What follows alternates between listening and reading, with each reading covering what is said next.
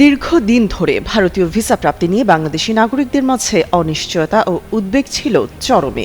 বিশেষ করে মেডিকেল ভিসায় গিয়ে শর্তের বেড়াজালে আটকা পড়ে ভোগান্তি বাড়ে শত শত মানুষের। এছাড়া ভিসা নিষেধাজ্ঞার ফলে চরম বিপাকে পড়েন সাধারণ যাত্রীরা। এর সঙ্গে যোগ হয়েছিল আসন্ন টি-20 বিশ্বকাপ ঘিরে ক্রিকেট অঙ্গনের নানা জল্পনা কল্পনা। সব মিলিয়ে দুই দেশের যাতায়াত ব্যবস্থা ও ভিসা ইস্যু ছিল এক প্রকার থমথমে।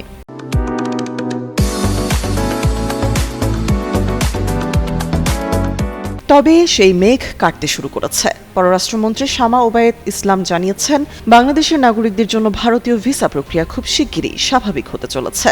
সম্প্রতি ভারতীয় হাইকমিশনারের সঙ্গে এক বৈঠক শেষে তিনি এই ইতিবাচক ইঙ্গিত দেন।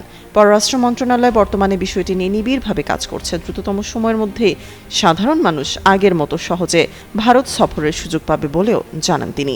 শুক্রবার বিকেলে ফরিদপুরে এক অনুষ্ঠানে সাংবাদিকদের প্রশ্নের জবাবে প্রতিমন্ত্রী এই তথ্য জানান। ভারতীয় পক্ষ ভিসা কার্যক্রম সচল করার বিষয়ে যথেষ্ট আন্তরিক বলেও মন্তব্য করেন পররাষ্ট্রমন্ত্রী শামা ওবায়েদ।